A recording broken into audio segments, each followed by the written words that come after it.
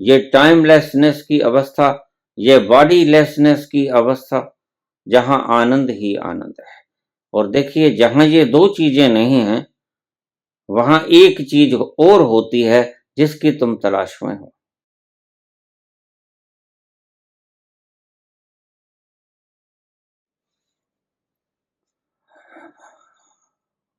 बाबा जी प्रणाम। एक सवाल मन में फंसा हुआ है, बहुत मेहरबानी होगी अगर आप उसका जवाब दे दें।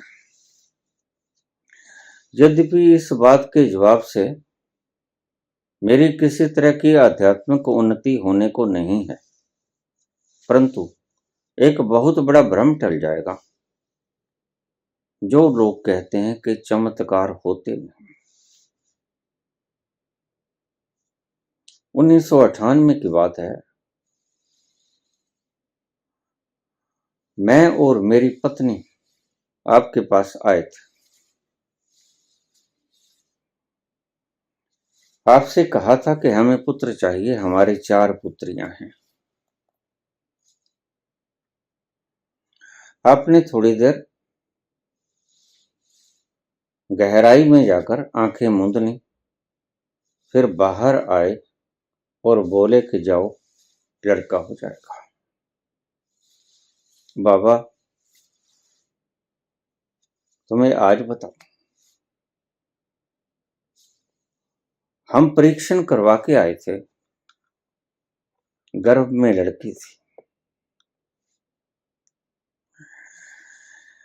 इस कारण से आए थे कि आपकी तूती बोल रही थी,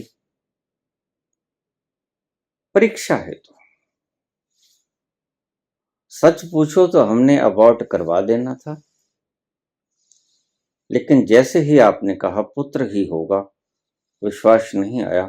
अबॉर्ट तो नहीं करवाया, लेकिन हुआ पुत्र ही। यह क्या हुआ?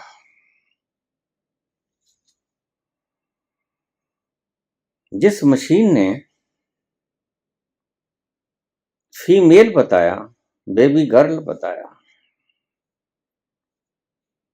आपने कहा लड़का हो जाएगा, यह विधान बदला कैसे? कृपया अगर समझा देंगे तो आपकी बड़ी मेहरबानी होगी।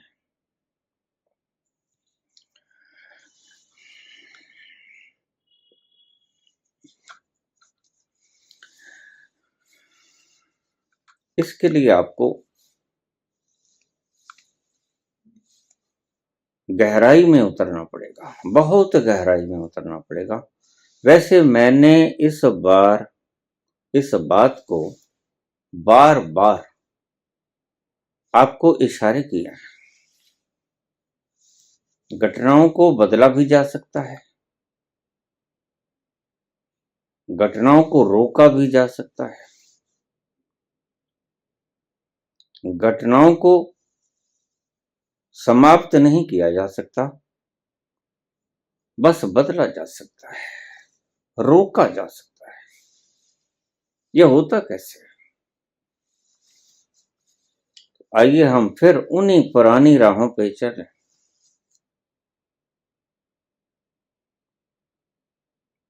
जिस पर हम बहुत बार चले और वापस आए, और शायद आप कुछ लोग उनमें से समझ गए होंगे तत्व की बात।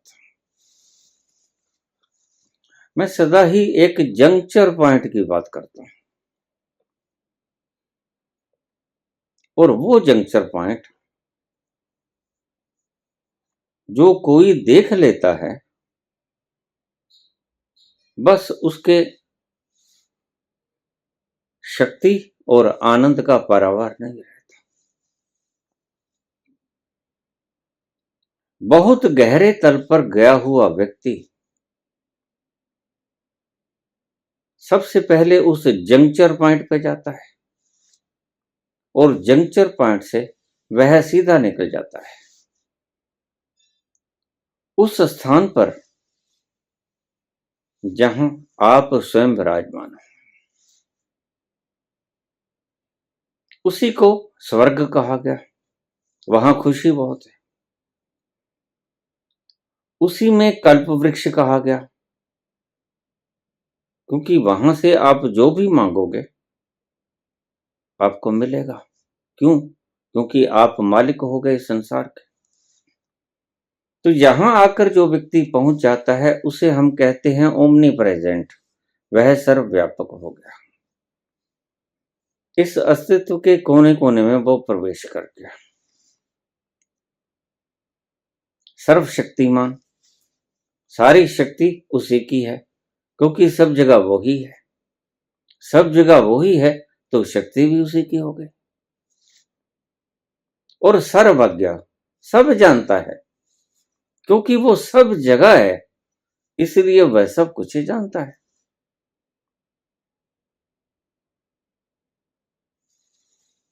तो ये तीन शक्तियां बतलाई गई उस तल पर पहुंचे हुए व्यक्ति के लिए। ओमनी प्रेजेंट, सर्वव्यापक, ओमनीशिएंट, ओमनीपोटेंट, सर्वशक्तिमान और सर्वज्ञ। बहुत से लोग परमात्मा के इन तीन गुणों को अपने अपने ढंग से व्याख्यायित कर देते हैं, विकृत करके। क्योंकि जिसने भी सत्य को जाना, देखा, वह सत्य को उसी तरह से बोलेगा। और जिसने सत्य को नहीं जाना, नहीं देखा, वह बुद्धि के तल से उसका विश्लेषण करेगा, एनालिसिस करेगा। एनालिसिस हमेशा गलत होता है, क्योंकि एनालिसिस बुद्धि करती है। दर्शन हमेशा सही होता है, क्योंकि दर्शन आप अपने तल पर जाकर करते हो। इसलिए इस फर्क को अच्छी तरह से समझ लेना। आपकी बुद्धि कभी भी एनालिसिस नहीं कर पाएगी उस परम तत्व को, क्योंकि बुद्धि की पहुंच से परे है वो परम तत्व। वह वहां आसीन है जहां बुद्धि का स्फीयर खत्म हो जाता है। बुद्धि नहीं पहुंचती, शब्द नहीं पहुंचता, भाषा नहीं पहुंचती, भाव नहीं पहुंचते, आपकी कोई क्रिया नहीं पहुंचती, जहां तक आपकी कोई चिंता नहीं पहुंचती। उसी तत्व को भगवान कृष्ण ने कहा, नैनम छिदंती शस्त्राणि। वहां कोई अस्त्र शस्त्र पहुंचता नहीं। नैनम दहती पावका, वहां ना आग जलाती है, ना चिंता जलाती है। न चैनम क्लेदिन तापो न शोषति मारुता। पानी वहां गलाता नहीं और हवा वहां शोषित नहीं करती, सुखाती नहीं। यह वो तत्व है जहां तुम विद्यमान हो। यह वो स्थल है जिसको कृष्ण भगवान स्थिति प्रज्ञा कहते हैं। तुम्हारी प्रज्ञा में स्थित हो जाओ, और वह प्रज्ञा तुम हो। मैं रोज बोलता हूं। क्यों बोलता हूं? इसलिए कि संसार में आप बहुत कुछ कलेक्ट करते हो। संसार में चक्कर लगा के आप आ जाते हो, आपको पता भी नहीं चलता आप कहां से क्या क्या कूड़ा इकट्ठा करके ले आए। क्योंकि आपका मस्तिष्क एक रिसेप्टिव है, संग्राहक है। वह जहां भी गया, बाजार में या किसी के घर या दुकान या जहां भी गया, वहां पर बहुत अनेक तरह की तरंगें विद्यमान है, और वह आपकी बुद्धि पकड़ लेती है, आपको पता भी नहीं चलता। इसलिए मैं तुमसे कहता हूं, तुम तुम्हारे द्वारा संचालित नहीं होते हो, तुम वातावरण के द्वारा संचालित होते हो। You are commanded by the atmosphere. तुम वातावरण के द्वारा संचालित हो, तुम्हें पता ही नहीं। तुम जाते हो, स्वस्थ हो, और अचानक तुम ऐसी जगह चले जाते हो जहां सूक्ष्म बैक्टीरियाज हैं बीमारियों के, और सांस के द्वारा या शरीर के किसी अंग के द्वारा आपके भीतर वो प्रवेश कर जाते हैं, आप भी बीमार हो जाते हैं, आपको पता ही नहीं चलता। हर वक्त आप तरह तरह की तरंगे इकट्ठी करते फिर रहे हो। संसार में बहुत तरह की तरंगे प्रसारित हैं। और एक बात आपको और समझा, जैसे हमारे अंगूठों के छाप नहीं मिलते, प्रत्येक का अंगूठा अनूठा है, विलक्षण है, अलग है, उसकी छाप समान नहीं है। ऐसे ही प्रत्येक की तरंगे विलक्षण है। अब इन तरंगों को विज्ञान अभी तक समझ नहीं पाया, शायद कभी समझ पाए। ये तरंगे आपके भीतर से निकलती हैं, रोए रोए से, ब्रेन से, हृदय से, सारे शरीर के प्रत्येक अंग से ये तरंगे निकलती हैं।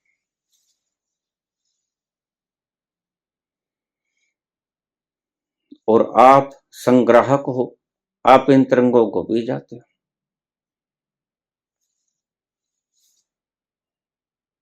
इसलिए आपने देखा होगा कि किसी जगह के ऊपर जाकर आप बेचैन हो जाते हो। कारण वहां तरंगे आपकी तरंगों से मेल नहीं खाएं। जैसे किसी को गलत खून चढ़ा दिया गया हो तो क्या होगा?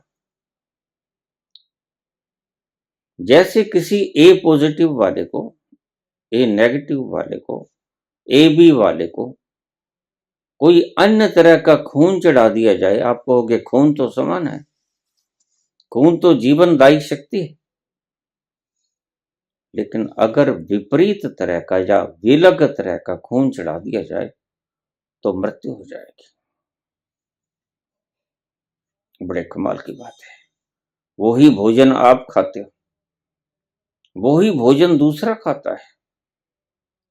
पिता का खून ए है और पुत्र का खून ओ है, और किसी का खून ए बी है और वह उसी का वंशज है। वही खाना खाता है, घर में वही कुछ है, सब क्यों फर्क पड़ गया?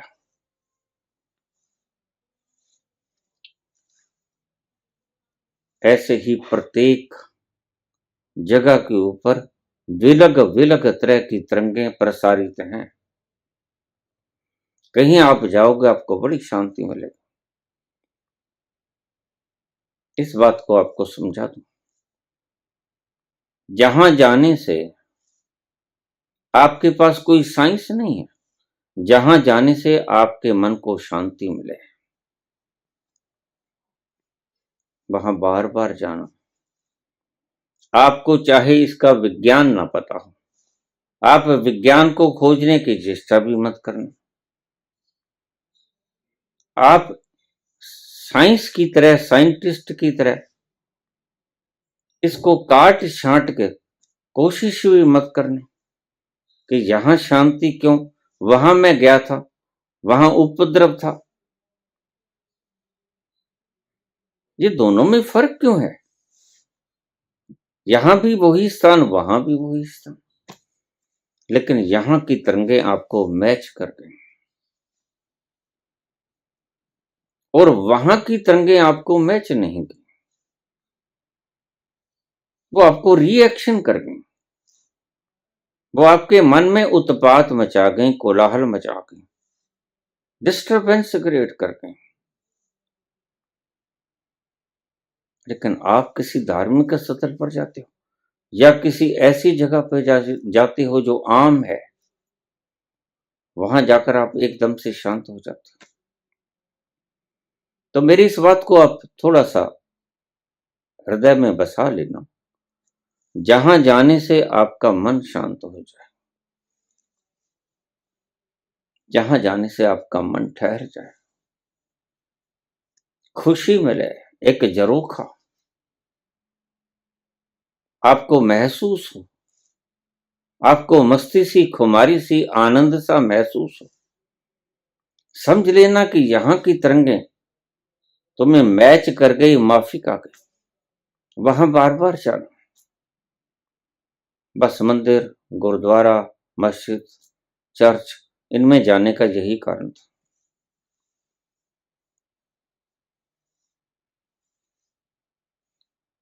वहां जाकर आपकी तरंगे मैच कर जाती हैं, क्योंकि आदमी जो भी मंदिर में जाएगा, मस्जिद में जाएगा, धर्म स्थल में जाएगा, उसके भीतर से एक ही तरह की वेव्स उठेंगी। किस तरह की? श्रद्धा की, आस्था की। और आस्था की तरंगें शीतल होती हैं। आस्था की तरंगें आपको खींचती हैं मैग्नेट की तरह। यही कारण है कि जब हम किसी ऐसे मेले में जाते हैं, जैसे कुंभ वगैरह, या कोई ऐसा स्थान जहां पर कुछ आयोजन ऐसे हो रहे हैं जहां श्रद्धा भावना से ओत प्रोत लोग इकट्ठे हो रहे हैं, वहां जाकर हमें बड़ी शांति मिलती है, आनंद मिलता है। हमने हालांकि कुछ किया नहीं होता, कोई जप नहीं, तप नहीं, पाठ नहीं, पूजा नहीं, लेकिन अचानक से हम जाते हैं और हमारा मन ठहर जाता है और बड़ा आनंद आता है। हमारे संतों ने इस बात को समझ लिया था, तो उन्होंने बहाने से ये मेले लगाने शुरू कर दिए। कुंभ का मेला लगाओ, 3-3 साल के बाद 4 जगह पे कुंभ के मेले लगाओ, वहां पर एक ही तरह की तरंगे होंगे। तरंगे तो बहुत प्रकार की होती हैं, क्रोध की भी होती हैं, काम की भी होती हैं, लोभ, मोह और वृत्तियां बहुत हैं, अनेकों प्रकार की वृत्तियां हैं। लेकिन मेलों में जाकर कोई एक आध गलत प्रवृत्ति का व्यक्ति भी आ गया तो वो खप जाएंगी इन श्रद्धा की प्रवाहित तरंगों के बीच में। उनका कोई असर नहीं होगा। जैसे जलती हुई बहुत बड़ी आग के ऊपर हम पानी की एक बूंद छिड़क दें, क्या फर्क पड़ेगा उस आग को? कोई फर्क नहीं पड़ेगा। तो हमारे ऋषियों ने, मुनियों ने व्यवस्थाएं की, मेलों का आयोजन किया। आज हम पुनरुक्ति कर रहे हैं, लेकिन ये लाभकारी। हमें इसका भीतर का विज्ञान चाहे नहीं मालूम, लेकिन ये लाभकारी है। थोड़ी देर के लिए भटकते हुए मन को चैन मिल जाता है, भटकते हुए मन को करार मिल जाता है, तुम्हारा मन ठहर जाता है और उस ठहरे हुए मन से शांति की उत्पत्ति होती है, आनंद छलकता है। मनीषियों ने ऐसे मेलों का आयोजन किया। हिंदुस्तान में जितने त्योहार मनाए जाते हैं, आपने देखा होगा, जितने दिन हैं रोज त्योहार होता है। कभी किसी क्षेत्र में, कभी किसी क्षेत्र में, बस बहाने बना लिए गए हैं। आज छठ पूजा है, आज दीपावली है, आज होली है, आज लोहड़ी है, आज मकर संक्रांति है, आज कुंभ का मेला है, और रोज हमारे त्योहार होते हैं। इसकी पृष्ठभूमि में क्या था आपको पता नहीं। इसकी पृष्ठभूमि यही था कि ऐसे स्थान पर एक ही प्रवृत्ति के लोग आएंगे। आते तो जेब कतरे भी हैं, लेकिन उनकी तरंगे इफेक्ट नहीं कर पाएंगी। जैसे मैंने समझाया, कि जलती हुई भांबड़ जितनी आग लपटें आसमान को छू रही हैं और एक बूंद पानी की उसका कुछ नहीं बिगाड़ पाएगी। बस ऐसा ही जेब कतरे भी होंगे, व्यापारी भी होंगे, लोभी लालची भी होंगे, कामी क्रोधी भी होंगे, लेकिन वो कोई ज्यादा उत्पात ना मचा पाएंगे। बहुतायत जो होगी वो श्रद्धा भावना से ओतप्रोत लोगों की। और हम जब ऐसे मेलों में जाएंगे, समूहों में जाएंगे, इकट्ठों में जाएंगे, तो हमारा ब्रेन क्योंकि ग्रह है, संग्रहित करता है, रिसेप्टर है, वह उन तरंगों को, श्रद्धा की तरंगों को रिसेप्ट कर लेगा और आपको बड़ा लुत्फ आएगा। अब वहां रुकोगे, घूमोगे, फिरोगे, सब जगह वातावरण में वही तरंगें विद्यमान। पानी भी पी जाता है उन तरंगों को। गंगा के किनारे उस वक्त जब ये मेले होते हैं, पानी भी उन तरंगों को पी जाता है। इस स्नान का यही महत्व था।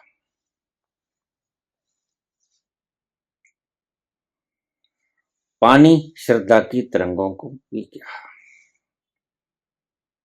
पानी बहुत बड़ा रिसेप्टर है। पानी के भीतर हल्की सी याददाश्त होती है चेतना की। मैंने पहले भी कहा था, यह जड़ से परमात्मा तक का सफर। थोड़ी थोड़ी चेतना बढ़ती जाती है, तो पत्थर में थोड़ी कम होती है, पानी में थोड़ी सी ज्यादा होती है। पानी वहां की तरंगों को पी जाएगा और पानी बड़ा शुद्ध हो जाएगा, निर्मल हो जाएगा। वह इसलिए नहीं कि वह गंगा का पानी, नहीं, वह इसीलिए कि करोड़ों लोगों का समूह आस्था से युक्त, श्रद्धा भावना से ओत प्रोत जब यकसां इकट्ठा होगा तो वो सारी की सारी तरंगें वह पानी पी जाएगा और ओत प्रोत श्रद्धा से ओत प्रोत लोग आते रहेंगे, उन्हें भी प्रभावित करेगा और आपको वो पल याद आएंगे। फिर आपका मन करेगा 12 वर्ष के बाद फिर आप जाओगे। क्यों? क्योंकि व्यक्ति के मन की एक आदत है। व्यक्ति का मन उधर खिंचता है जहां उसे आनंद और लुत्फ आता है। और आस्था की तरंगे और श्रद्धा की तरंगे ऐसी तरंगे हैं जो कि आपको लुत्फ में सराबोर कर देती है। वो चाहे इमेजिनेशन थी, लेकिन तरंगे उत्पन्न हुई। माना ये कांस्टेंट नहीं है, ये उतनी देर तक है जितनी देर तक आप इन मेलों के भीतर हो, और कुछ दिन के बाद ये मेला समाप्त हो जाता है और आप वहां जो अनुभव किए थे ठंडक का, आनंद का, खुमारी का, वो साथ लेके घर लौट जाते हैं और आप कहते हैं सारे पाप धुल गए। पाप तो नहीं धुलते, बस आनंदित होते हो। आपको लगता है जैसे भार उतर गया हो, कोई किसी ने सिर के ऊपर से पत्थर उठा लिया हो, एक बोझा टल गया हो, हट गया हो।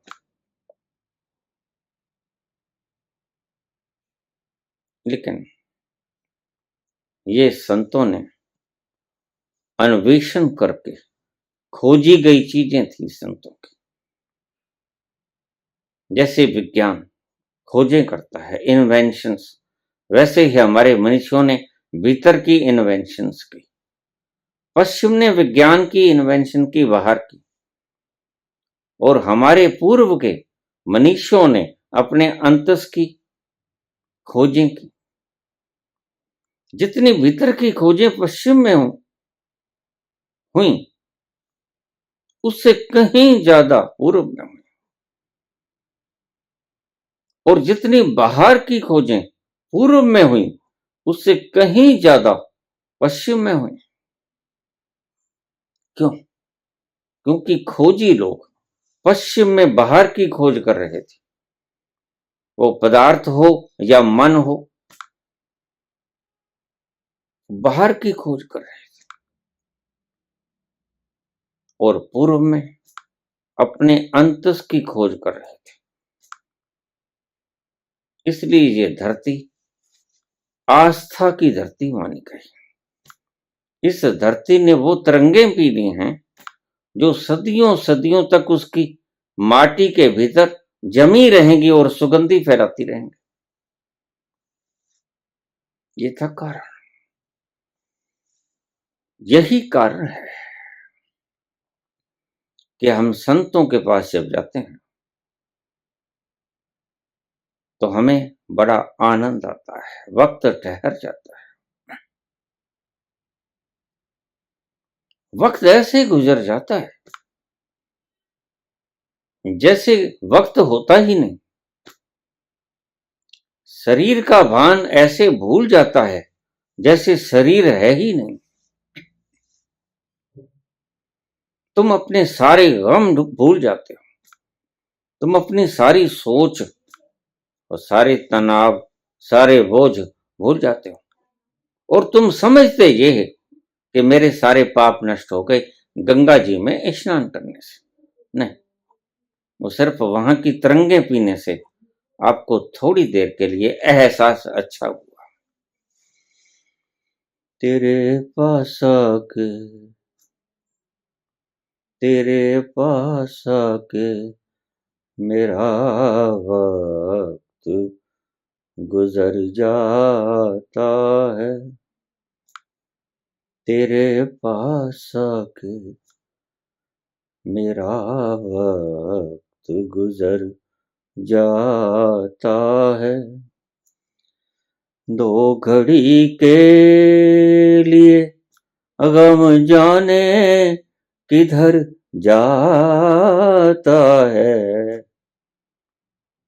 दो घड़ी के लिए गम जाने किधर जाता है, तेरे पास आके मेरा वक्त गुजर जाता है। ये दो चीजों का आभास आपको जहां होने लग जाए, समझ लेना कि वहां तरंगे परमात्मा की तरंगे। उस जगह कोई ऐसा अस्तित्व बैठा है जो परमात्मा की तरंगों को विकीर्ण कर रहा है। क्या? वक्त का पता न चले, टाइमलेसनेस। दो घड़ी के लिए गम जाने किधर जाता है, और स्वयं के शरीर और मन का आभास न हो, मन ठहर जाए। तो टाइमलेसनेस एंड ईगोलेसनेस, ये दो घटनाएं जहां घटित हो जाती हैं, आपको साधारण सा एक मापदंड मैं बता रहा हूं। जहां जाकर मन तेजी से घूमना शुरू हो जाए, वहां से भाग जाना। बिल्कुल सिंपल सा मेजरमेंट। जहां जाकर मन बिल्कुल ठहर जाए, वहां रुक जाना। जहां जाकर आपको आपके शरीर का बोध घना होना शुरू हो जाए, वहां से भाग आना, क्योंकि वहां सभी अज्ञानी लोग बैठे।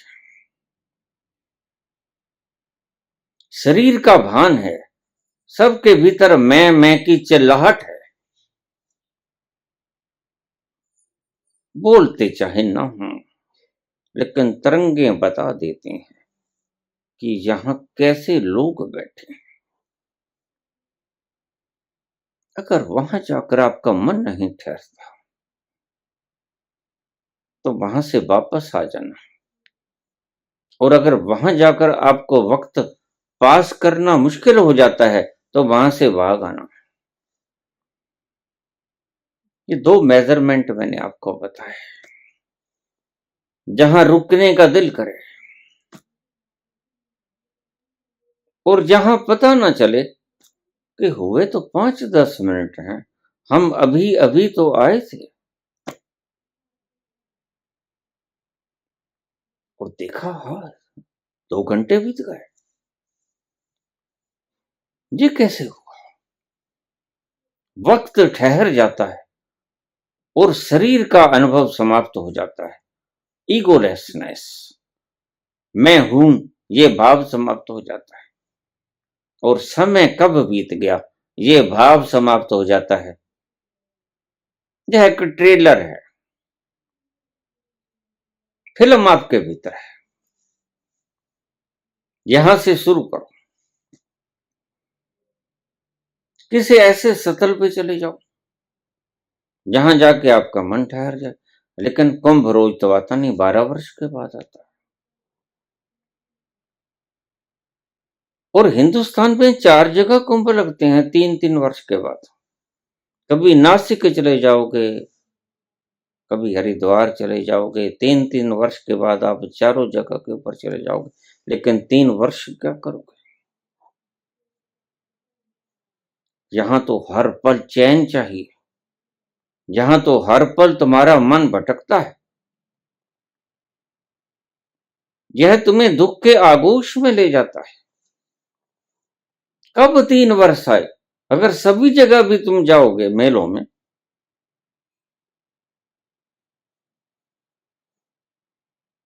तो क्या हुआ? जो स्थिति तुम्हें वहां मिली, जो संत के पास आकर मिली, ये जस्ट ट्रेलर, वह एक ट्रेलर है। यह आपको बताता है कि यह व्यक्ति किसी ऐसे तल पर बैठा है जहां से ये तरंगे प्रसारित होकर हमारे तक पहुंची। इन दीवारों ने पी, इन हवाओं ने पी, इस वातावरण ने पी। हर वक्त ये वातावरण, यहां ये व्यक्ति मौजूद रहता है और भीतर से बिखरती हुई ये तरंगे दीवारें पी जाती हैं, हवाएं पी जाती हैं, माटी पी जाती है, वहां का पानी पी जाता है। सारे तत्व अपने अपने में समा लेते हैं इन तरंगों को।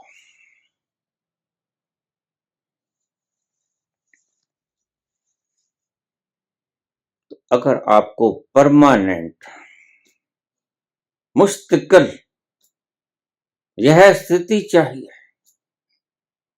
तो आप जहां ये संत बैठा है वहां चले जाओ। कहां बैठा है ये संत? ये संत अपने आप में बैठा है। इसलिए प्रज्ञ पुरुषों ने कहा नो दाई सेल्फ। प्रज्ञ पुरुषों ने कहा सेल्फ रिमेंबर। प्रज्ञ पुरुषों ने कहा हु आर यू, ये जानो। तो जानकर क्या करोगे? जानते ही तुम वहां पहुंच जाओगे। हमारा मन हर वक्त कुछ ढूंढता है। तुम्हारा मन कुछ ढूंढ रहा है और तुम्हें मालूम नहीं है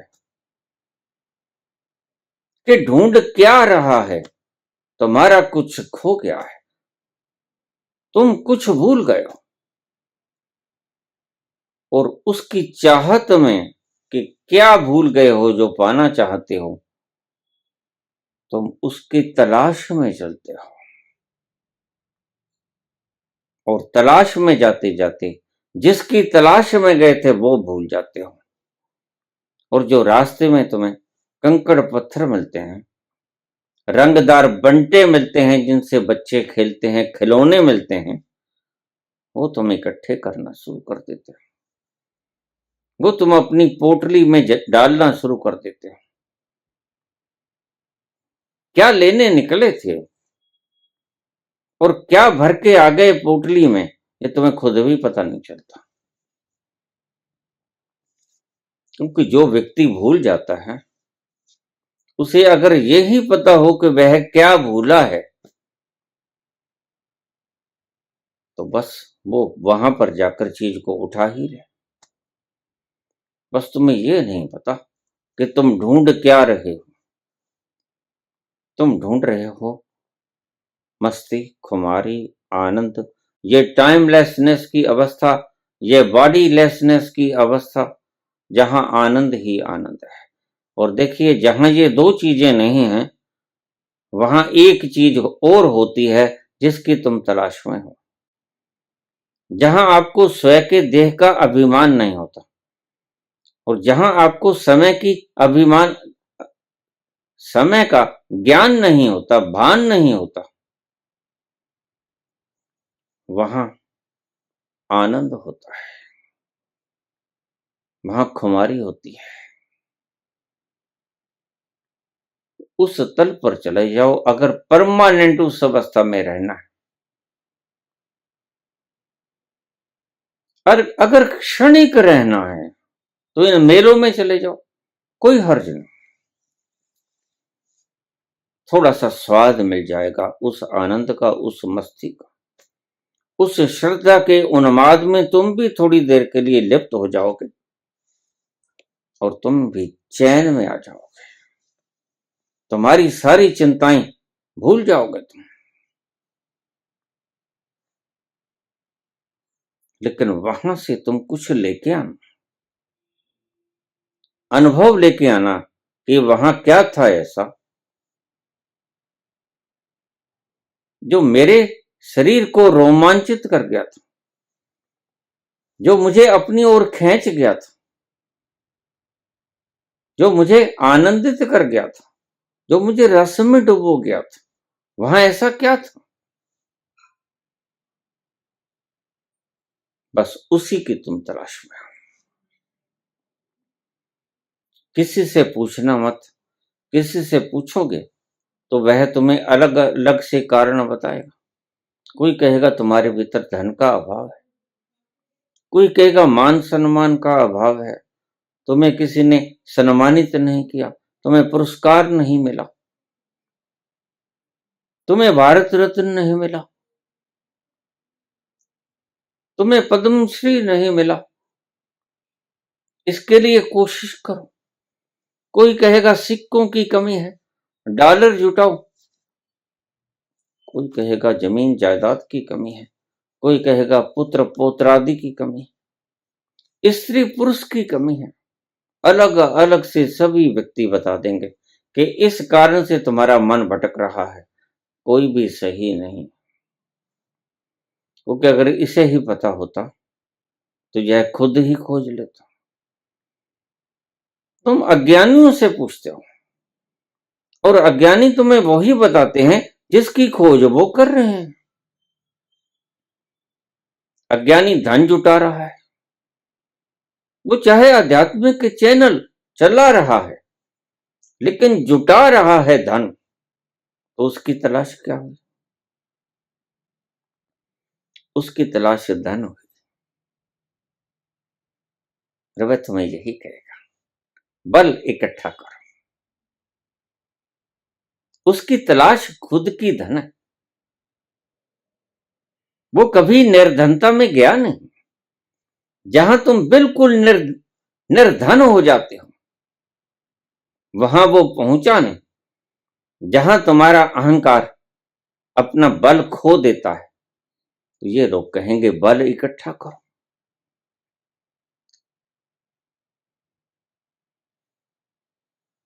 ये खुद ही भटके हुए लोग होंगे।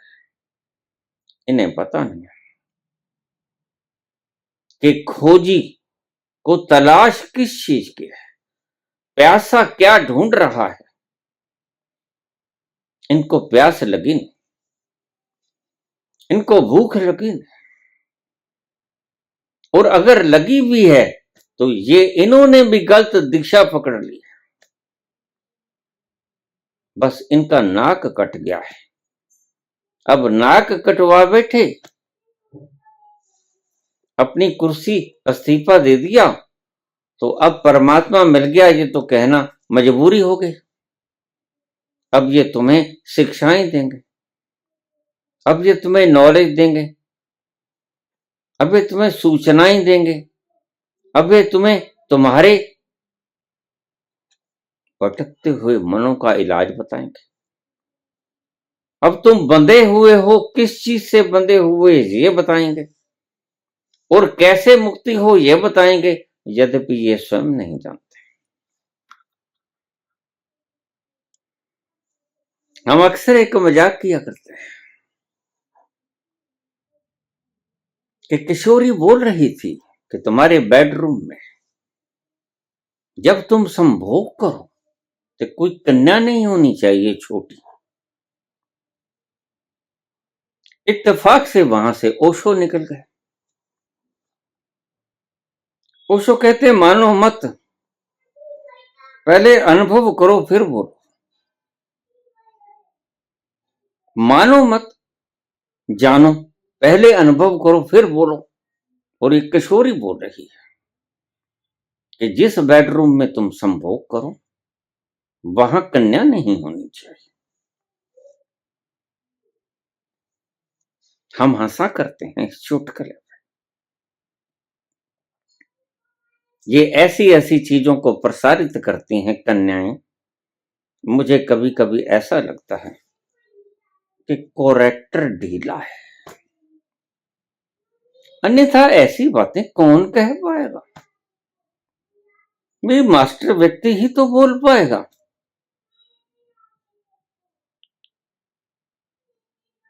लेकिन ये ऐसी ऐसी बातें आप सुनोगे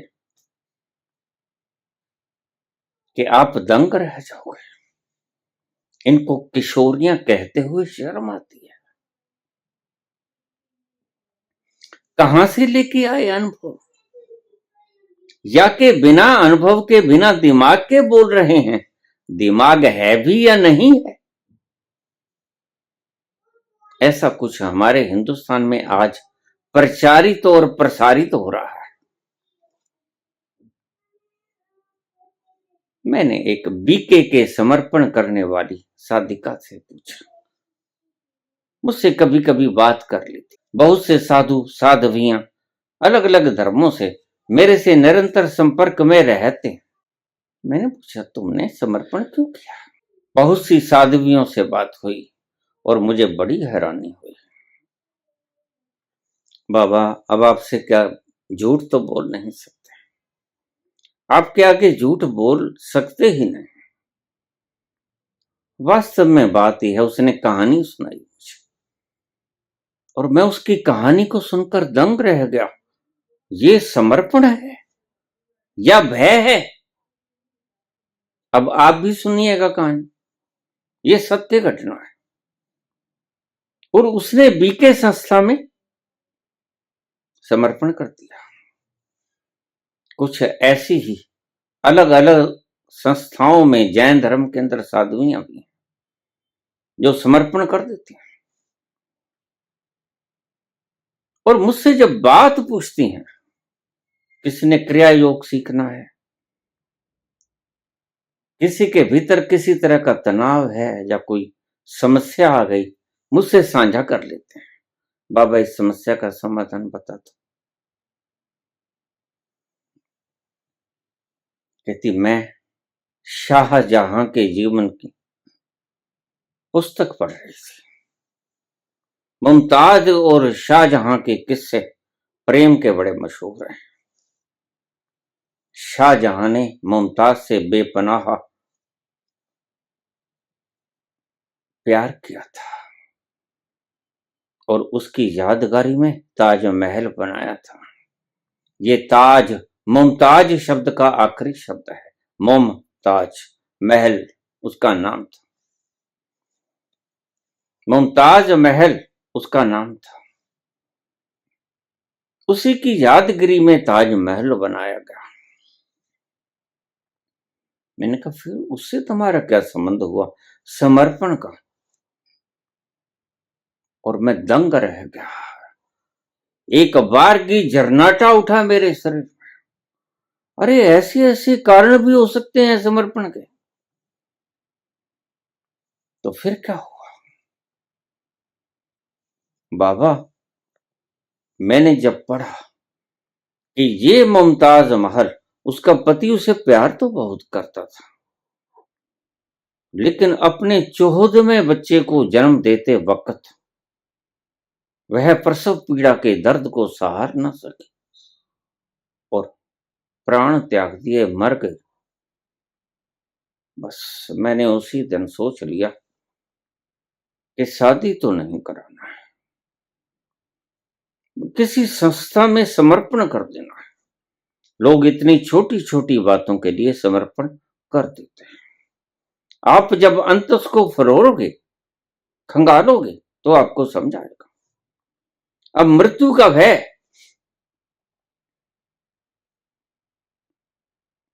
मृत्यु का भय उसको साध्वी बना गया। यह कोई सच्चा समर्पण हुआ? नहीं। वैसे कभी समर्पण हुआ करते हैं? समर्पण तो शुभता से निकलता है, समर्पण तो श्रद्धा से निकलता है, समर्पण तो आस्था से आता है। भय से जो समर्पण होता है, वह समर्पण असली नहीं होता, वह नकली होता है, वह डर की पैदाइश है। बहुत से लोगों से मैं बात करता हूं जो अलग अलग धर्मों के भीतर समर्पित हैं, और उनकी बातों को सुनकर हैरान हो जाता हूं। मुमुक्षा जन्मी ही नहीं, प्यास लगी ही नहीं, और पानी के प्रति समर्पण कर दिया। कर पाओगे ऐसा? नहीं, ये समर्पण है ही नहीं। तुम्हें प्यास ना लगी हो और जिस घर में तुम गए वहां शिष्टाचारवश पहले पानी रखा जाता है, तुम पियोगे उसको? प्यास ही नहीं है तो कैसे पियोगे? बस ऐसे ही समर्पण के तुम्हारे बेसिक फंडामेंटल कारण हैं, ये तुम्हें बताती नहीं, लेकिन सभी के कारण ऐसे हैं। किसी की प्रवृत्तियां अपने पति देव से मिली नहीं, रोज झगड़ा रहता है, इसलिए उन्होंने कहा छोड़ो इस कंजर क्लेश को, समर्पित हो जाओ। और आज तुम्हें ज्ञान दे रहे हैं, पति से तलाक ले लिया और तुम इनको सम्मान देते हो, तुम इन्हें त्याग बताते हो। ये त्याग है नहीं, ये भय है, ये सामंजस्य न होने का परिणाम है। अभी कल ही मुझे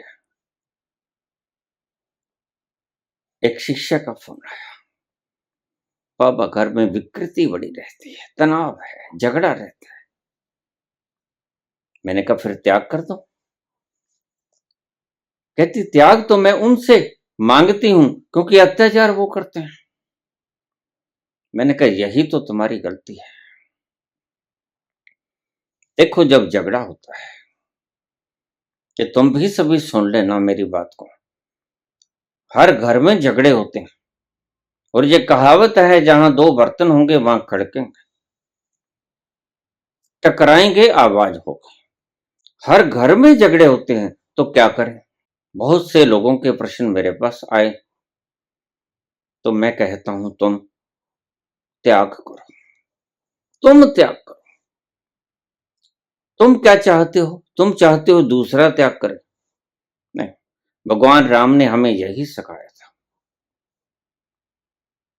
तुम कहते हो हमारा अधिकार, भगवान राम कहते चाहे अधिकार ही है, चाहे छोटे का अधिकार नहीं है व्रत का, लेकिन घर की शांति के लिए घर छोड़ना भी पड़े, महल छोड़ना भी पड़े, तो बड़े का कर्तव्य है कि वह महल को छोड़ दे। बस इसी के भीतर छुपा है स्वर्ग का रहस्य। तुम दूसरे से अपेक्षा न करो कि वह त्याग करे, तुम खुद त्याग करो और फिर देखो उसका परिणाम क्या आता है। पैरों में घुंघरू बंधा दे कि फिर मेरी चाल देख ले। जरा त्याग करके देखो। कोई झगड़ा करने आया है तो उसके पांव पकड़ लो। मेरे पास लोग शस्त्र अर्थ करने आ जाते थे, मैं उनके चरण चूम लेता था। अरे बाबा ये क्या कर रहे हो? तुम्हारी इच्छा पूरी कर रहा हूं। है मेरी इच्छा? हाँ, तुम मुझसे ज्यादा ज्ञानी बनना चाहते हो ना? मैंने तुम्हारे चरण चूम के सिद्ध कर दिया कि तुम मेरे से बड़े ज्ञानी हो। ये पोथी को बगल के भीतर ही छुपाए रखो। तुम जीत गए, मैं हार गया। बस इतनी सी बात थी ना। काहे झगड़ा करना, काहे दिमाग के तंतु निर्वन घिसाने। पहली बार की ही मैं तो चरण पकड़ लेता हूं कि बाबा जलपान कर लो, कोई चाय दूध पी लो। बतियाएंगे नहीं। कृपा करके इस पोथी को बगल में ही रखो। मैं बहस करने वाला नहीं, और बहस क्या खाक करूंगा जिसके बारे में वेद सब कुछ बोल के आखिर में कह देते हैं न इति, न इति। इतना नहीं है, इतना नहीं है तो क्या खाक बहस करूंगा। तो इस पोथी को बगल के भीतर ही दबाए रखो। जिसके बारे में बहस हो ही नहीं सकती, जो जाना ही नहीं जा सकता, काहे मुशक्कत करनी है। तो बाबा तुम बैठो, दो घड़ी प्यार की बातें करेंगे। बहस नहीं करेंगे, प्रेम से गुजारेंगे ये लम्हे। बैठो, तुम्हें सम्मान चाहिए, सम्मान तुम्हारे पांव को छू दिया, एक बार और छू देता हूं, सिर लगा देता हूं, तुम आशीर्वाद दे देना। तुम बताओ तुम्हारी तसल्ली कैसे? जलपान कर लो, चाय दूध पी लो, भोजन कर लो, तुम बताओ तो। लेकिन बहस नहीं करेंगे बाबा। भला उसके बारे में बहस करी जा सकती है? समर्पण करने के ढंग कारण सुन सुन के मैं बड़ा परेशान हूं। कोई कहते यहां सेफ्टी है, दो वक्त का भोजन तो मिलता है। पति के घर जाएंगे, वहां दो वक्त का भोजन मिलेगा, खुद ही पकाना पड़ेगा, सबकी फिक्र रखनी पड़ेगी, सबके अलग अलग नखरे सहने पड़ेंगे, सबके अपने अपने अंदाज होंगे। किसी का मुंह पश्चिम में जाएगा, किसी का पूर्व दक्षिण उत्तर में जाएगा, सभी के ताने महने सुनने पड़ेंगे। इससे अच्छा तो जाके बीके बन जाओ भाई। हाँ, जरूर ही ये कंजर खाना मोल लेना है। सबसे बढ़िया है साध्वी हो जाओ, किसी भी धर्म में हो जाओ। आज तो बड़े धर्म ऐसे प्रचलित हो गए, मुमुक्षा नहीं जगी। आप टटोल के देख ले, कोई घर के तानों से तंग आ गया, कोई पति की मूर्ता से तंग आ गया, कोई परिवार के दबाव से तंग आ गया, कोई खुद के शरीर के दुख से तंग आ गया। काम तो होता नहीं, परिवार में कैसे सबकी सेवा करेंगे, सबकी अपेक्षाओं पे खरा कैसे उतरेंगे। तो शादी करने से गुरेज कर देते हैं। आज दुनिया थोड़ी सी सियानी होनी शुरू हो गई, और ऐसे ही सियाना होते रहो और इन आध्यात्मिक केंद्रों की उन्नति करते रहो। इनकी मात्रा में बढ़ोतरी करते रहो, और हो सके तो बोलना चलना आता है तो खुद भी 4 अक्षर गपोड़ बोल दिया करो। आता है कुछ, नहीं आता है क्या फर्क पड़ता है।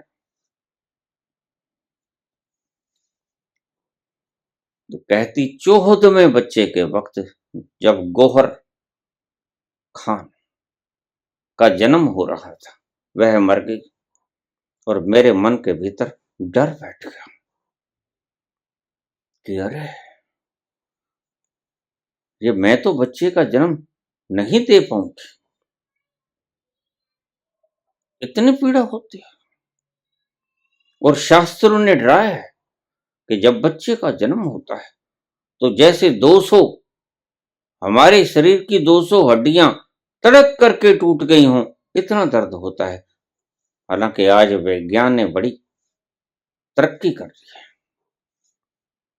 विज्ञान ने इतनी तरक्की कर ली है कि पेनलेस डिलीवरीज होनी शुरू हो गई, पता ही नहीं चलेगा आपको।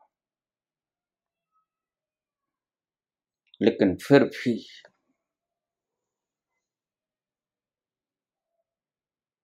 कितनी ही तरक्की कर ली, आज भी ऐसा है, प्री मैच्योर डिलीवरीज हो जाती हैं और काटना पीटना पड़ जाता है सब, सारे शरीर का, पेट का सत्यानाश कर देते हैं ये सर्जन, काट पीट देते हैं।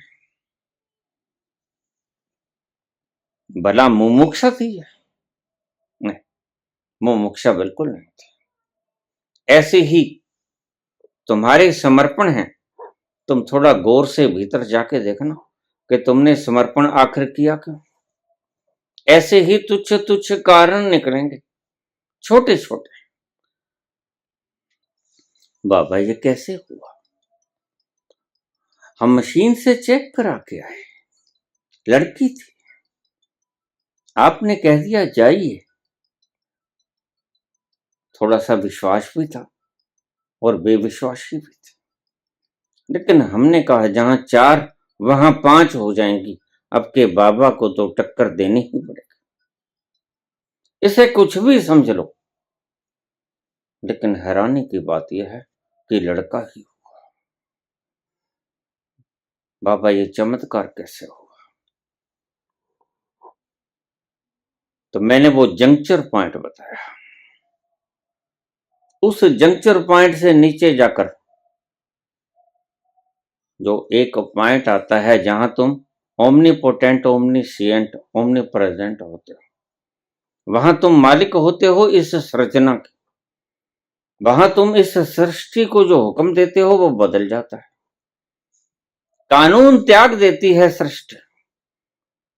बस उसे ही मालिक कहते हैं जिसका माल है, माल मालिक का, और मालिक जो हुक्म देगा सृष्टि उसका पालन करेगी।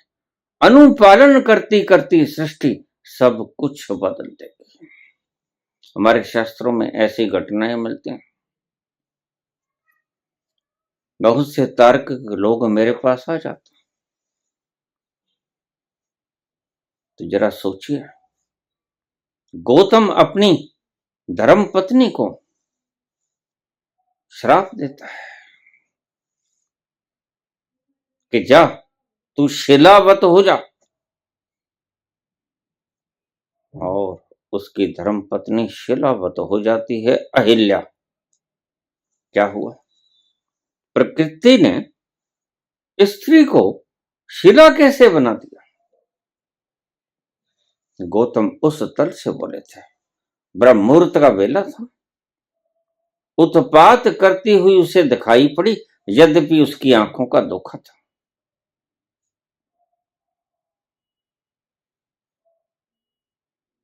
लेकिन क्रोध में आ गया और श्राप दे दिया, जा तू शिलावत हो जा। बड़ी मुश्किल हुई, शिलावत हो गया, लेकिन शिला से स्त्री शिला हो गई, ये शिला स्त्री कैसे बनेगी? तो गौतम ने कहा सुनने वाली बात है। यहां से समझा जाएगी आपको, ये कहानियां सिर्फ आपको कुछ समझाने के लिए हैं, ये सत्य में हुई नहीं। ब्राह्मण मुख से जन्मे नहीं, क्षत्रिय भुजाओं से जन्मे नहीं, वैश्य जांघों से जन्मे नहीं, शूद्र पांव से जन्मे नहीं। ये स्थान जन्म देने के स्थान नहीं। जन्म तो जहां से होता है वो गुप्तंगों से ही होता है। लेकिन ये बातें कुछ कहने के लिए थी, बताने के लिए थी, और पंडितों ने ये बातें लिखकर प्रचारित करके अपना ही उपहास उड़ाया है। तो सभी बातें ये भी उपहास की बातें हैं। एक स्त्री शिला कैसे हो गई? और फिर पूछा शतानंद ने, ये कैसे? फिर मेरी माता कैसे पुनः अहिल्या हो जाएगी, पुनः शिला से स्त्री बन जाएगी? तो फिर त्रेता युग में, पहले द्वापर आएगा, पहले सतयुग, फिर द्वापर, फिर त्रेता, फिर कलयुग।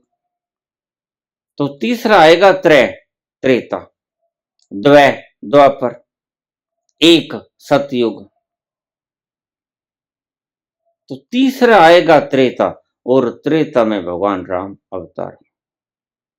भगवान राम अवतरित होंगे तो वह जब विश्वामित्र के साथ जाएंगे सीता के स्वयंवर में, तब उनके पांव का अंगूठा टच होगा इस शिला से, और टच होते ही पांव के अंगूठे से यह शिला पुनः स्त्री बन जाएगी, अहिल्या पुनः जीवित हो जाएगी। अब ये बात समझ में आने के योग्य नहीं है, उपहास उड़ाने के योग्य है, निश्चित है। और उपहास उड़ाने वाले उपहास उड़ाते हैं, और उन्हें उपहास उड़ाना भी चाहिए, क्योंकि बुद्धि की पकड़ से बाहर की बात है। उपहास के पात्र ये खुद पंडित खुद ही बन गए, गप बोल बोल के, झूठ बोल बोल कर। जो भी कोई गप बोलेगा एक दिन उगड़ेगा, वो चाहे कोई भी हो, पंडित हो, पुरोहित हो, राजा हो। जो झूठ बोलेगा वो उगड़ेगा, क्योंकि झूठ तो और सच तो दोनों चीजें 7 द्वारों को पार करके, चीर करके भी बाहर आ जाती है। सत्य कभी छुपा है, झूठ कभी छुपा है। तो लोग हंसते हैं, लेकिन आपने ना हंसे,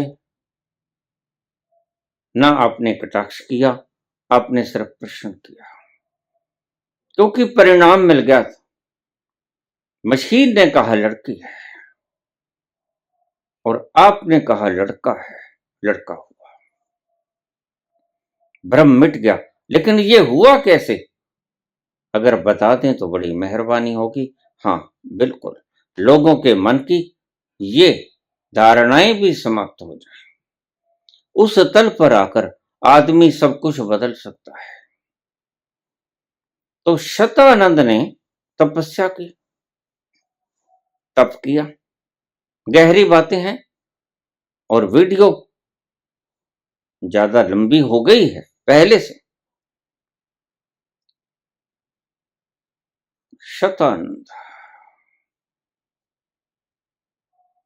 फरियाद कर रहे हैं, मेरी माता का कसूर तो कोई नहीं था। अहिल्या अति सुंदर रूपवती स्त्री थी, इंद्र मुग्ध हो गया। मन का काम ही मुग्ध होना होता है। इंद्र कोई व्यक्ति है नहीं, ना कोई देवता है, ना स्वर्ग है, ना स्वर्ग का राजा इंद्र है, ये सब भीतर है। इंद्रियों को कंट्रोल करने वाला मालिक इंद्र तुम हो, तुम इंद्र हो। जहां स्वर्ग, इंद्र स्वर्ग का राजा है, और स्वर्ग तुम्हारे भीतर है। जहां तुम विद्यमान हो वहां स्वर्ग है, वहां शांति है, वहां आनंद है, खुमारी है, प्रेम है, अमृत है, बरस रहा है। और तुम स्वर्ग में विद्यमान हो और वहां कल्प वृक्ष भी है, स्वर्ग के भीतर कल्प वृक्ष भी है। जो मांगोगे वही मिलेगा, जो चाहोगे हो जाएगा। तुम अगर प्रलय करना चाहो तो प्रलय कर सकते हो, लेकिन करना क्यों चाहोगे? बस बात यहां पेच अड़ती है। अक्सर तर्क देते हैं लोग मुझे, फिर अगर आप टाल सकते थे तो आपने अपने जीवन की बुरी घटनाओं को टाला क्यों नहीं? उनका प्रश्न जायज भी है, उनका प्रश्न बिल्कुल तर्क युक्त भी है। लेकिन मैं तुम्हें ये कहता हूं, जब महावीर जीवित रह सकते थे फिर वो जीवित रहे क्यों नहीं? फिर आया हुआ स्थानक का खाना उन्होंने खाया क्यों नहीं? फिर अपनी शर्तों के ऊपर वो मांगने क्यों निकल गए? क्यों उन्होंने देह त्याग किया? क्यों उन्होंने प्रकृति के ऊपर छोड़ा? जिसका स्वयं समाप्त हो जाता है, जिसका इल्यूजन समाप्त हो जाता है, उसका मैं या मैं से उत्पन्न किसी भी तरह की लालसाएं, वासनाएं, इच्छाएं, तृष्णाएं, कल्पनाएं सब समाप्त हो जाती हैं। इसलिए वो टालते नहीं, क्योंकि टालना चाहते नहीं। जो चीज आज नहीं कल घटित हो जाएगी, इन तुच्छ सी बातों को टालना भी काहे को है? बस यहीं पेच फंस जाती हैं तुम्हारे, और तुम आगे तरक्की नहीं कर पाते। समझाने वाला कोई होता नहीं, ये सब गपोड़ संखी बैठे हैं, अपने भीतर धरातल की बातों को ना ये उतरे हैं, ना आपको समझा पाते हैं। और आपकी बुद्धि तो तर्क करती है, और वो तर्क शांत होता नहीं, इसलिए आप कहते हो परमात्मा नहीं है। ऋणम कृत्वा घृतम पिबेत यदा जीवेत सुखी जीवेत भस्म भूतस्य देहस्य। ये ऐसे ऐसी बातें आप करते हो। पुनर्आगमनम कुतः, फिर कभी आते देखा है? God is that. मैं ऐसे ईश्वर को क्यों मानूं जो मुझे खाने को भोजन नहीं देता? और भाई तुम्हें खाने को भोजन शैतान देता है। मार्कस का सारा मार्कसवाद इन्हीं बातों पर डिपेंड करता है। वितरण प्रणाली में तुम्हारे दोष है, दोष तुम दे रहे हो परमात्मा को। वितरण प्रणाली को तुम ठीक करो ना, लेकिन नहीं। बड़े मजे की बात है, हम सभी चाहते हैं भगत सिंह जन्मे। अभी मेरे पास कुछ दिन पहले एक स्त्री आ गई, वो गोडसेवादी थी। मैंने कहा तुम चाहती हो कि गोडसे जन्म लें? वो कहती हाँ बिल्कुल गोडसे जन्म लें। मैंने कहा क्या तुम ये भी चाहती हो कि गोडसे तुम्हारे गर्भ से जन्म लें? वो कभी वो कहती मैं क्यों अपने कोख को कलंक लगवाऊंगी? मैंने कहा फिर लोगों की कोखों को ही कलंक लगवाने के लिए तुम गोडसे की तैयारी कर रहे हो कि वो आना चाहिए। बस यही कर्म है तुम्हारा। तुम चाहती हो कि गोडसे आए और कत्लोगार्त फैलाएं, और तुम ये भी चाहते हो कि तुम्हारी कोख कलंकित न। बस यही तुम्हारा पागलपन है, इसीलिए लोग तुम्हें अंधभक्त कहते हैं, और कोई कारण नहीं। तुम्हारे पास पर्याप्त तर्क के आधार नहीं। तुम कहते हो ये देखो विकास हुआ, कहां हुआ? हम पागल हैं जिन्हें दिखता नहीं? हम अंधे हैं? कहां विकास हुआ बताओ? क्यों मूर्ख बना रहे हो? कहीं कुछ नहीं हुआ। तुम हाथ जोड़ लो बस कि नहीं हुआ भाई, नहीं हुआ, ठीक। लेकिन तुम ये भी नहीं मानते, तुम दूसरों को अंधा भी साबित करना चाहते हो। यही पेच फंस जाता है। तुम चाहते हो कि भगत सिंह जन्मे ना, अब फिर बात बनेगी। आज उधम सिंह की बहुत जरूरत है। मैं कहता हूं तुम्हारे घर भगत सिंह जन्म जाए, उधम सिंह जन्म जाए, क्या तुम चाहोगी? नहीं नहीं, मैं तो नहीं चाहूंगी। अपने लाल को फांसी के ऊपर चढ़ता हुआ कौन देखना चाहता है? मैं तो रो रो के ही मर जाऊंगी। बच्चे को इतना बड़ा पाला पोसा, बड़ा किया, पढ़ाया लिखाया, और वो टंग जाए, तो फिर तुम लोगों के बच्चों को ही टांगने में दक्ष हो, लोगों के बच्चों को ही नफरत फैला के मरवाने में दक्ष हो। बस यही तुम्हारी संस्कृति, संस्कार और भीतर के पैगाम तुम बिखेर रही हो। ये सफेद जुल्फों वाले सारे दिन यही काम करते हैं। तो वो तल है, एक तल है जहां जाकर व्यक्ति जो चाहेगा वो हो जाएगा, प्रलय भी हो जाएगा, सर्जन भी हो जाएगा, एको अहम भूषामि, यह भी हो जाएगा, और प्रलय भी हो जाएगा, बहुश्यामी से एक भी हो जाएगा। यह उसका संकल्प है। जब चाहेगा वह अपनी सारी चीजों को बनाई हुई अनेकत्ववाद को एकत्व में ले आएगा, एक बिंदु पे समेट लेगा। उसकी मौज है, उसकी सर्जना है। तुम्हारा इसमें क्या है भैया? जरा सोचा कर। तुम्हारे ताई का कट्टा है इस वग में, तुम क्यों मैं करते फिरते? बस ऐसे ही मूड लोग हमारे आसपास गिरे पड़े।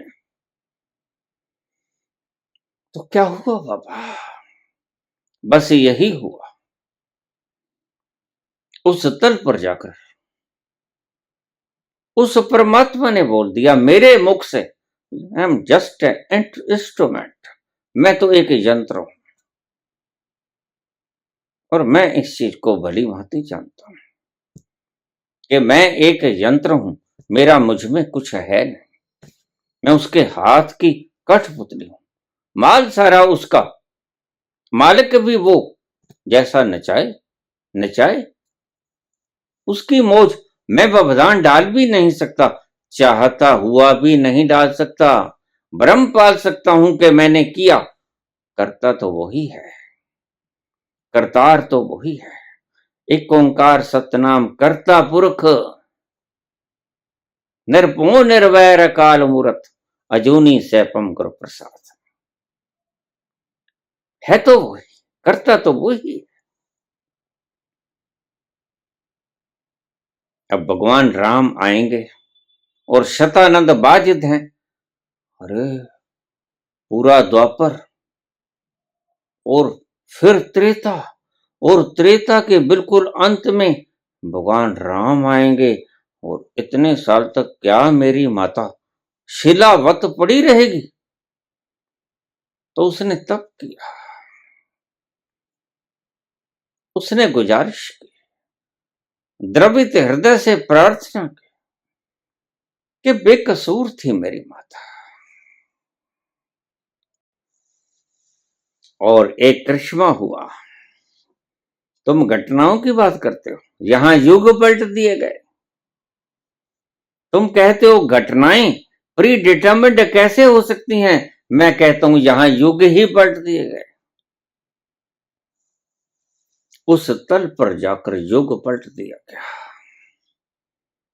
उस तल पर जाकर त्रेता पहले आ गया, सिर्फ एक व्यक्ति के कारण। एक व्यक्ति ही अगर वहां पहुंच जाए तो सारे संसार का मालिक हो जाता है। तुम भी हो सकते हो, ये संभावना तुम्हारे भीतर भी है, और तुम इसको जन्मजात ये पोटेंशियलिटी अपने साथ लेके आए हो। तुम संभावनाओं से भरे हुए हो। तुम चाहो तो उस जंक्चर पॉइंट पे जा सकते हो। तुम्हें कौन रोक रहा है? तुम खुद ही रोकते हो। बस तुम उलझ जाते हो मदारियों के खेल देखने में, हिप्नोटिज्म में उलझ जाते हो, मानसिक व्यवस्थाओं में, इल्यूजन्स में, कल्पनाओं में फंस जाते हो। तुम खुद उलझते हो, कोई तुम्हें उलझाता थोड़े है।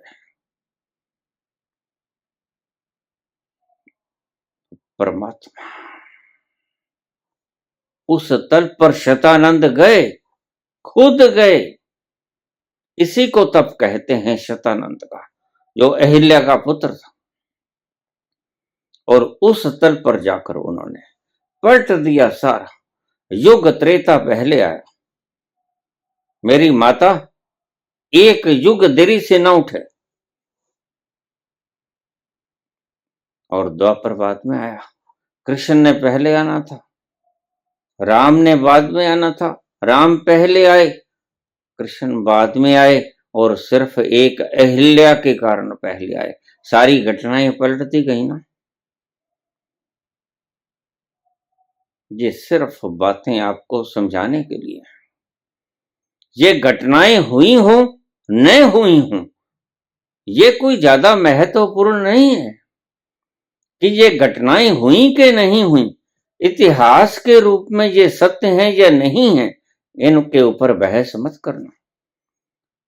लेकिन तथ्य और सत्य के रूप में ये बिल्कुल ठीक है ऐसा एक तल जहां जाकर घटनाओं को बदला जा सकता है, घटनाओं को चेंज किया जा सकता है, घटनाओं को मोल्ड किया जा सकता है, घटनाओं को आगे पीछे किया जा सकता है। वो घटना जो त्रेता में होनी थी, और त्रेता ही पहले आ गया। मैं सदा ही कहता हूं, घटनाएं खत्म नहीं की जा सकती, घटनाएं देरी से की जा सकती हैं या पहले की जा सकती हैं। यह शायद आपको इतिहास में पहली घटना मिलेगी। हम अक्सर अपने दुखों को आगे तो कर देते हैं, कैरी फॉरवर्ड। संतों के पास जाते हैं कि आप इनको आगे बही खाते में डाल दो, फिर कभी भुगत लेंगे, अभी इतना बल नहीं है, सामर्थ्य नहीं है भुगतने का। और संत अगर चाहता है तो उस तल पर जाकर परमात्मा मान लेता है। संत खुद ही उस तल पर जाकर परमात्मा होता है। यह बहुत बार मैंने कह दिया। संत में और परमात्मा में भेद कोई नहीं, बस भेद सिर्फ स्थितियों का, तलों का है। संत जब बाहर होता है बुद्धि के तल पर, तब संत नहीं होता, तब वो तार्किक होता है। संत जब भीतर होता है अपने अस्तित्व के तल पर, तो वो तार्किक नहीं होता, वह संत होता है, वह परमात्मा होता है। ये दो अवस्थाएं हैं उसकी। तो हमने ऐसा तो बहुत देखा कि बाबा कष्ट बहुत भारी है, ये थोड़ा आगे कर दो, तो आगे तो बहुत से लोग करते देखे होंगे आपने। लेकिन जिंदगी की एकमात्र घटना अगर आपको इतिहास में मिलेगी, जो कि घटना पहले घटवा ली गई, वो आपको अहिल्या की और शतानंद की और गौतम से संबंधित मिलेगी। यह एकमात्र घटना है, और इस एकमात्र घटना से एकमात्र घटना ही नहीं बदली। याद रखना, जो त्रेता युग में होने वाली घटनाएं थी वो द्वापर में, और जो द्वापर में होने वाली घटनाएं थी वो त्रेता में घटित हो गई। पूरी की पूरी सारी व्यवस्था पहले और बाद में घटित हो गई। अब कितना बड़ा विशाल क्रांतिकारी परिवर्तन आया घटनाओं में, लेकिन उसके घर में कोई क्रांतिकारी नहीं, कोई बलशाली कदम नहीं, कोई असंभव नहीं, कोई मुश्किल नहीं, उसके घर में सब जायज है। इसीलिए इसी बल के ऊपर इस्लाम में एक शब्द आता है, कह दूंगा साफ हशर में पूछेगा गर खुदा। कह दूंगा साफ हशर में, जब क़यामत होगी, हशर का दिन आएगा, कह दूंगा साफ हशर में पूछेगा गर खुदा, लाखों गुनाह किए तेरी रहमत के जोर पे, लाखों गुनाह किए तेरी रहमत के जोर पे। धन्यवाद।